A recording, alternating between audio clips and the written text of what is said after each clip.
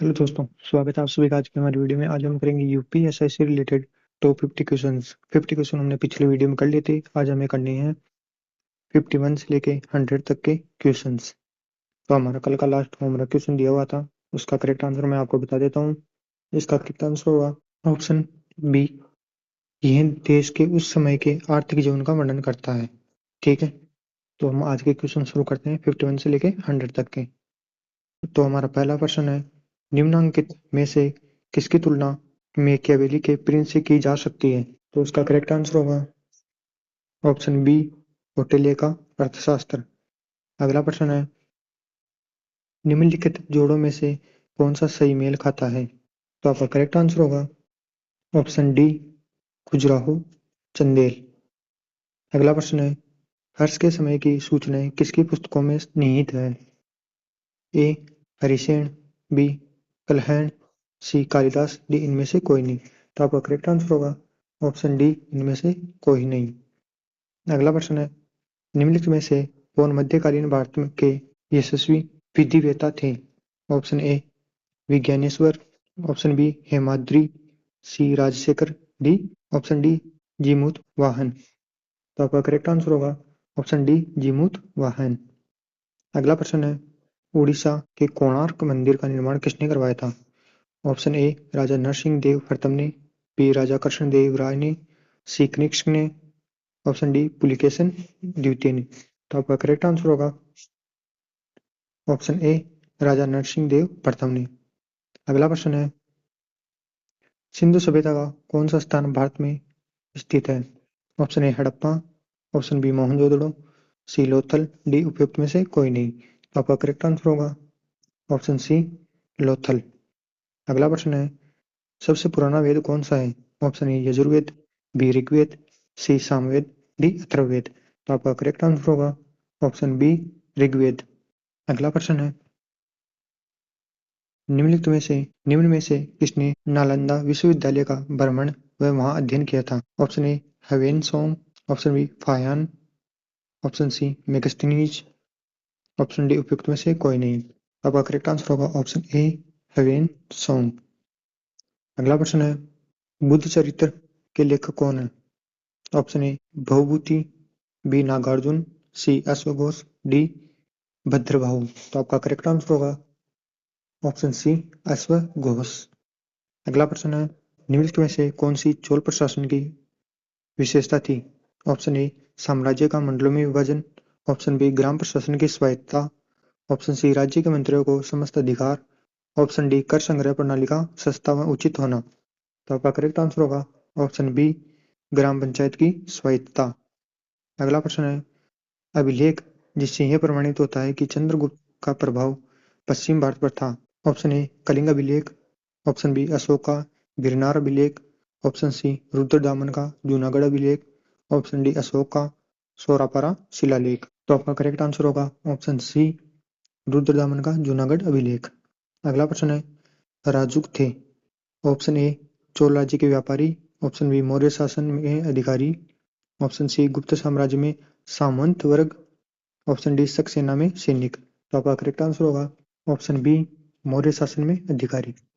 अगला प्रश्न है, मिलिंद पन्हो है? ऑप्शन ए संस्कृत नाटक, ऑप्शन बी जैन वृत्तांत, ऑप्शन सी पाली ग्रंथ, ऑप्शन डी फारसी महाकाव्य। तो आपका करेक्ट आंसर होगा ऑप्शन सी पाली ग्रंथ। अगला प्रश्न है, निम्नांकित में किसका सुमेल सही नहीं है? तो आपका करेक्ट आंसर हो जाएगा, इसका करेक्ट आंसर बता देता हूँ। इसका करेक्ट आंसर होगा ऑप्शन सी कालीबंगा हरियाणा का नहीं है। अगला प्रश्न है, बोगुज कोई महत्वपूर्ण है क्योंकि? ऑप्शन ए ये मध्य एशिया एवं तिब्बत के मध्य एक महत्वपूर्ण व्यापारिक केंद्र था, ऑप्शन बी यहाँ से प्राप्त अभिलेखों में वैदिक देवता एवं देवियों का नामोल्लेख प्राप्त होता है, ऑप्शन सी वेद में मूल ग्रंथों की रचना यहाँ हुई थी, ऑप्शन डी उपयुक्त में से कोई नहीं। तो आपका करेक्ट आंसर होगा ऑप्शन बी, यहाँ से प्राप्त अभिलेखों में वैदिक देवता देवियों का नामोल्लेख प्राप्त होता है। अगला प्रश्न है, सोनगिरी का ऐतिहासिक दिगंबर जैन तीर्थस्थल स्थित है? Option A Uttar Pradesh, option B Rajasthan में, ऑप्शन सी मध्य प्रदेश में, ऑप्शन डी ओडिशा में। तो आपका करेक्ट आंसर होगा ऑप्शन सी मध्य प्रदेश में। अगला प्रश्न है, निम्नलिखित में से किस बौद्ध ग्रंथ में संघ जीवन के नियम प्राप्त होते हैं? Option A Digha Nikaya, option B Vinaya Pitaka, option C Abhidhamma Pitaka, option D Vibhasha Shastra. तो आपका करेक्ट आंसर होगा ऑप्शन बी विनय पिटक। अगला प्रश्न है, आजीविक संप्रदाय के संस्थापक थे? Option A Ananda, option B Rahul Bhadra, option C Makkhali Gosala, option D Upali. तो आपका करेक्ट आंसर होगा ऑप्शन सी मखली गोसाल। अगला प्रश्न है, बौद्ध तथा जैन दोनों ही धर्म विश्वास करते हैं कि ऑप्शन ए कर्म तथा पुनर्जन्म के सिद्धांत सही हैं, ऑप्शन बी मृत्यु के पश्चात ही मोक्ष संभव है, ऑप्शन सी स्त्री तथा पुरुष दोनों ही मोक्ष प्राप्त कर सकते हैं, ऑप्शन डी जीवन में मध्यम मार्ग सर्वश्रेष्ठ है। तो आपका करेक्ट आंसर होगा ऑप्शन ए कर्म तथा पुनर्जन्म के सिद्धांत सही है। अगला प्रश्न है, भाग और बलि थे? ऑप्शन ए सैनिक विभाग, ऑप्शन बी राजस्व के स्रोत, ऑप्शन सी धार्मिक अनुष्ठान, ऑप्शन डी प्रशासकीय विभाग। तो आपका करेक्ट आंसर हो जाएगा ऑप्शन बी राजस्व के स्रोत।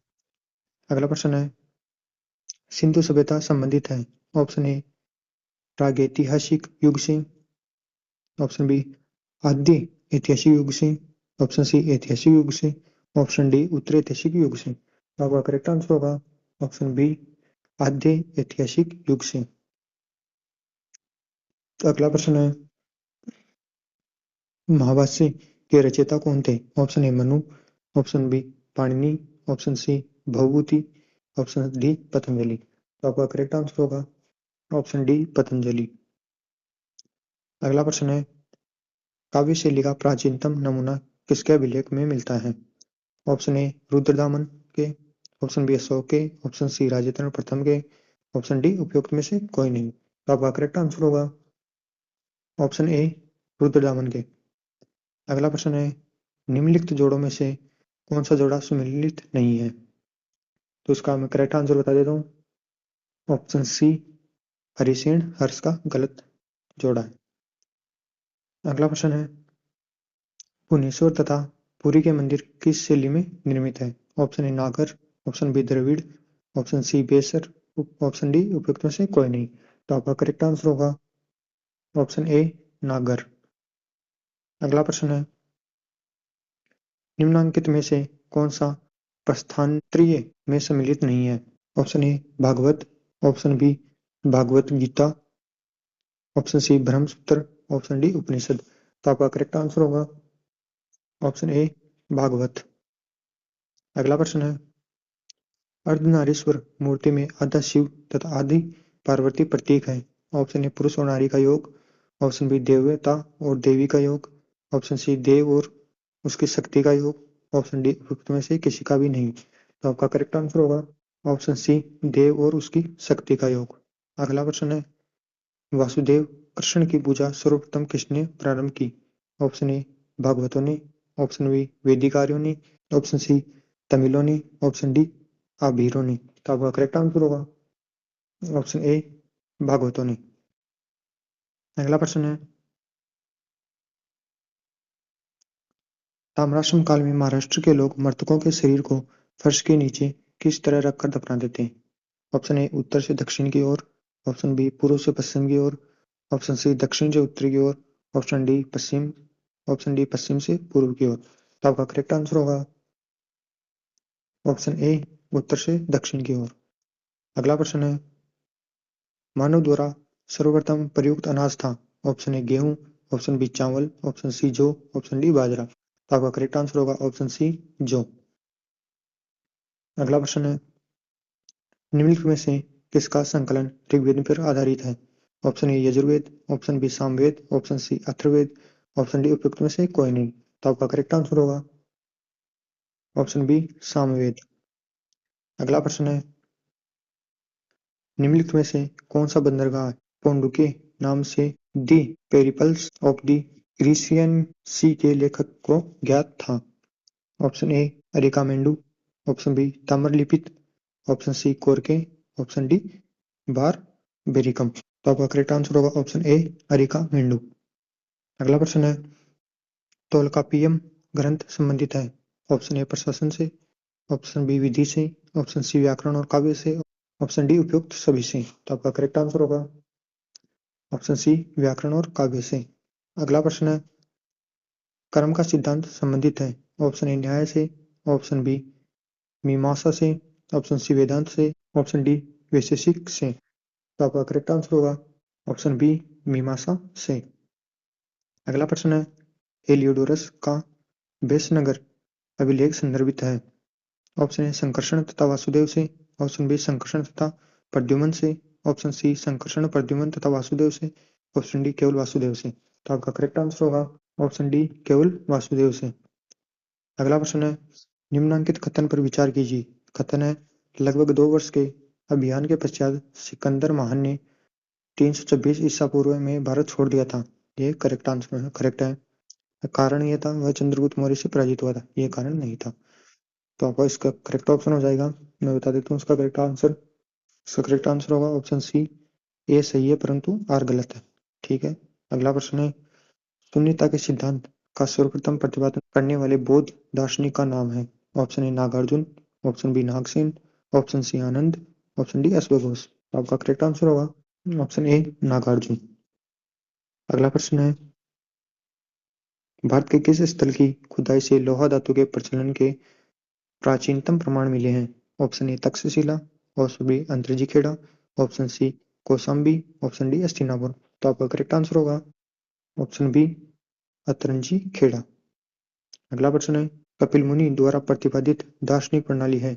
ऑप्शन ए पूर्व मीमांसा, ऑप्शन बी सांख्य दर्शन, ऑप्शन सी न्याय दर्शन, ऑप्शन डी उत्तर मीमांसा। तो आपका करेक्ट आंसर होगा ऑप्शन बी सांख्य दर्शन। अगला प्रश्न है, कालिदास द्वारा रचित मालविकाग्नि मित्र नामक नाटक का नायक था। Option A Pushyamitra Shunga, option B Gautamiputra Satakarni, option C Agnimitra, option D Chandragupta द्वितीय। तो आपका करेक्ट आंसर होगा ऑप्शन सी अग्निमित्र। अगला प्रश्न है, बौद्ध धर्म के विषय में कौन से कथन सही हैं। इसमें 3 कथन दिए गए हैं, तो हमें ये बताना है कि कौन कौन से कथन सही है और कौन सा नहीं है। तो इसमें पहला कथन है, बौद्ध धर्म ने ईश्वर के अस्तित्व को स्वीकार किया है। दूसरा कथन है, उसने ब्राह्मण वर्ग की सर्वोच्च सामाजिक कोटि को चुनौती दी। तीसरा कथन है, उसने कुछ शिल्पों को न्यून माना। तो आपका इसका करेक्ट आंसर हो जाएगा ऑप्शन बी। इसमें दूसरा और तीसरा कथन सही है, पहला गलत है। ठीक है। अगला प्रश्न है, एलोरा में गुफाओं तथा शैलकृत मंदिरों का संबंध है केवल ए बौद्धों से, बी बौद्धों तथा जैनियों से, ऑप्शन सी हिंदुओं तथा जैनियों से, ऑप्शन डी हिंदुओं बौद्धों तथा जैनियों से। तो आपका करेक्ट आंसर हो जाएगा ऑप्शन डी हिंदुओं बौद्धों तथा जैनियों से। अगला प्रश्न है, आध्यात्मिक ज्ञान के विषय में नचिकेता और यम का संवाद किस उपनिषद में प्राप्त होता है। तो इसका आपको मैं करेक्ट आंसर बता देता हूँ।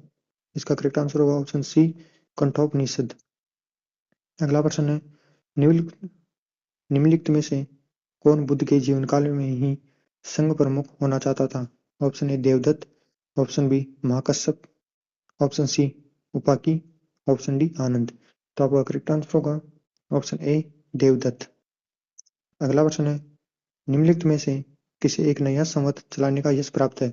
Option A Dharmapala, option B Devapala, option C Vijayasena, option D Lakshmana Sena. तो आपका करेक्ट आंसर होगा ऑप्शन डी लक्ष्मण सेन।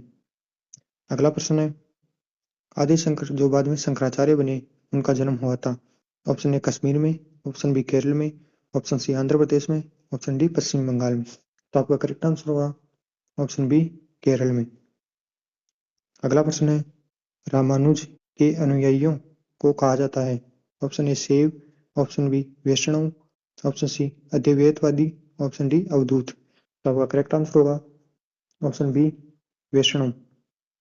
अगला प्रश्न है, उपनिषद काल के राजा अश्वपति शासक थे। ऑप्शन ए काशी के, ऑप्शन बी के, ऑप्शन सी पांचाल के, ऑप्शन डी विदेह के। तो आपका करेक्ट आंसर होगा ऑप्शन बी के। अगला प्रश्न है, वैदिक नदी कुंभ का स्थान कहाँ निर्धारित होना चाहिए। Option A Afghanistan, option B चीनी तुर्किस्तान में, ऑप्शन सी कश्मीर में, ऑप्शन डी पंजाब में। तो आपका करेक्ट आंसर होगा ऑप्शन ए अफगानिस्तान में। हमारा अगला और लास्ट प्रश्न है, निम्नलिखित में से किस स्रोत में अशोक के राज्यकाल में तृतीय बौद्ध संगीति होने का उल्लेख मिलता है? पहला है अशोक के अभिलेख, दूसरा दीपवंश, तीसरा है महावंश, चौथा है दिव्यावधान। तो इसमें आपको कोड दे रखे हैं, ऑप्शन दे रखे कौन कौन सा करेक्ट है, ए, बी और सी और डी। इसको मैं करेक्ट आंसर बता देता हूँ आपको। 100 में होगा ऑप्शन बी। इसमें दूसरे और तीसरे दीपवंश और महावंश में इसके उल्लेख मिलते हैं। ठीक है, हमारे 100 क्वेश्चन कंप्लीट हो गए हैं। अब आने वाली वीडियो में हम दूसरे टॉपिक के क्वेश्चन करेंगे। हमारा प्राचीन भारत से रिलेटेड 100 क्वेश्चन कंप्लीट हो गए हैं। वीडियो अच्छा लगा तो वीडियो को लाइक कर देना, चैनल को सब्सक्राइब कर देना। आपके कितने क्वेश्चन सही हुए वो कमेंट करके बता देना। मिलते हैं अगले वीडियो में। धन्यवाद।